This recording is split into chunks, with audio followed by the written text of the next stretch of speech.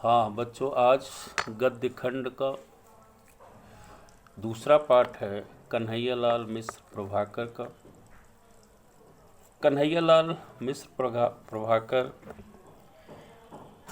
के जीवन परिचय, साहित्यिक परिचय और उनके द्वारा लिखी गई जो रचनाएं हैं उसके विषय में चर्चा की जाएगी। आज सर्वप्रथम उनका जीवन परिचय। कन्हैयालाल मिश्र प्रभाकर का जन्म 1906 ईस्वी में देवबंद, जो सहारनपुर के अंतर्गत आता है, एक साधारण परिवार में हुआ था। इनके पिता का नाम पंडित रामादत्त मिश्र था। वह कर्मकांडी ब्राह्मण थे।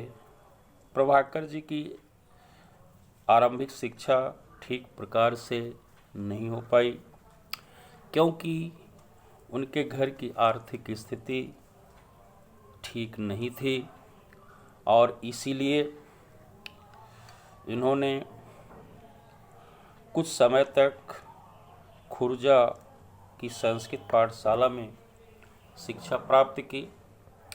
वहाँ पर राष्ट्रीय नेता आसफ अली का व्याख्यान सुनकर ये इतने अधिक प्रभावित हुए कि परीक्षा बीच में ही छोड़कर चले आए और राष्ट्रीय आंदोलन में कूद पड़े।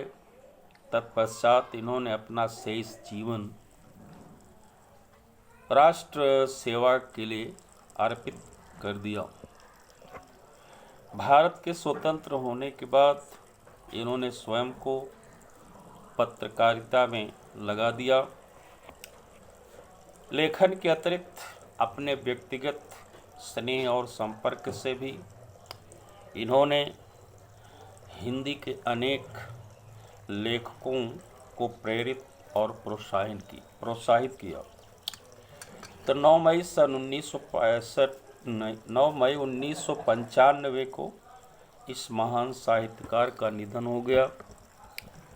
अब इसके बाद इनका साहित्यिक परिचय में हिंदी के श्रेष्ठ रेखाचित्र संस्मरणकारों और निबंधकारों में प्रभाकर जी का अत्यंत महत्वपूर्ण स्थान है। इनकी रचनाओं में कलागत आत्मपरकता, चित्रात्मकता, संस्मरणात्मकता को ही प्रमुखता प्राप्त हुई। पत्रकारिता के क्षेत्र में प्रभाकर जी को महत्वपूर्ण सफलता मिली।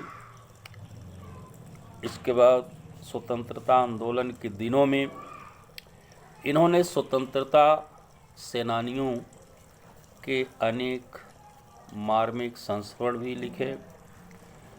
संस्मरण, रिपोर्टाज और पत्रकारिता के क्षेत्र में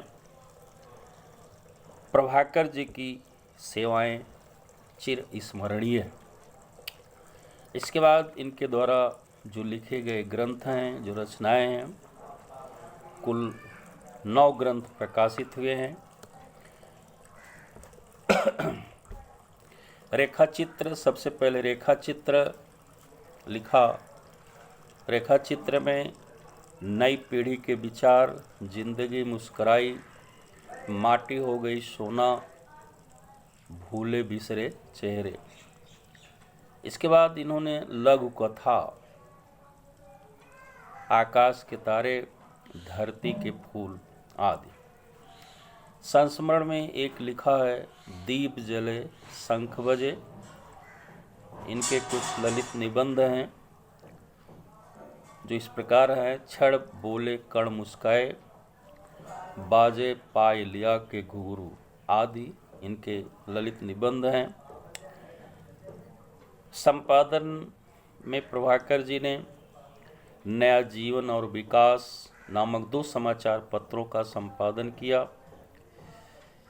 इनमें अनेक सामाजिक और राजनैतिक शैक्षणिक समस्याओं पर आशावादी और निर्भीक विचारों का परिचय मिलता है।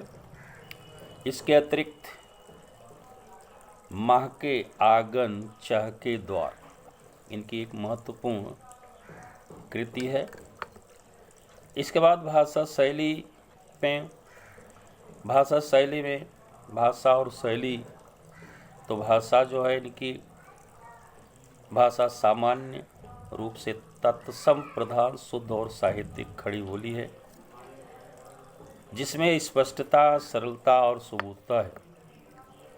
जब पाठक इसे सहज प्रवाह के साथ उसका आनंद लेता है। भाषा इनकी सजीव, गतिशील, व्यवहारिक और स्वाभाविक बनाने के लिए प्रभाकर जी ने अनेक शब्दों का भी समुचित प्रयोग किया।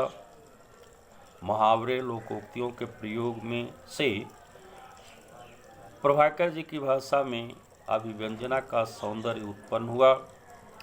अनेक स्थलों पर अलंकारिक भाषा ने कविता जैसा सौंदर्य उत्पन्न कर दिया है।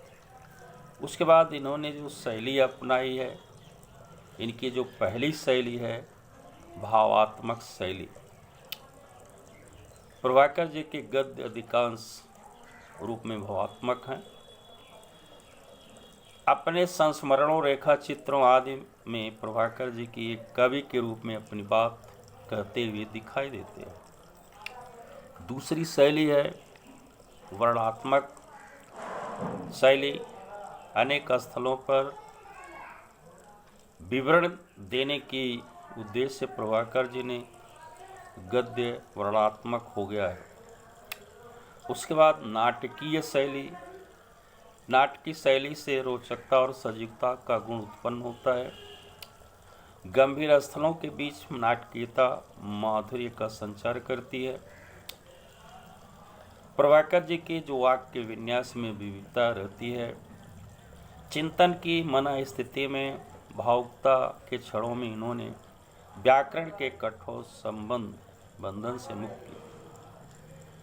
इसके बाद इनका साहित्य में जो स्थान है, कन्हैयालाल मिश्र प्रभाकर मौलिक प्रतिभा संपन्न गद्यकार थे और इन्होंने हिंदी गद्य में अनेक विधाओं पर अपनी लेखनी चलाकर उसे समृद्ध किया।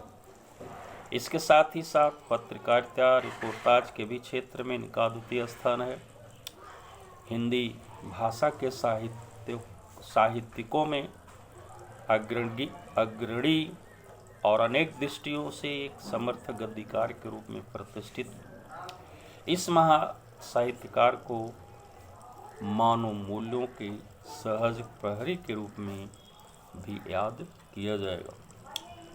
आज कन्हैयालाल मिश्र प्रभाकर के जीवन परिचय, उनकी रचनाएं, उनका साहित्यिक परिचय, उनकी जो भाषा शैली है, इसके संदर्भ में मैंने बताया है। और आज इसी के साथ अपने इस विषय को मैं समाप्त करता हूं। और अगले दिन जो है कन्हैयालाल मिश्र प्रभाकर द्वारा जो लिखा गया रावण नर्सिंग होम, यह एक रिपोर्टाज है, इसके विषय में चर्चा की जाएगी।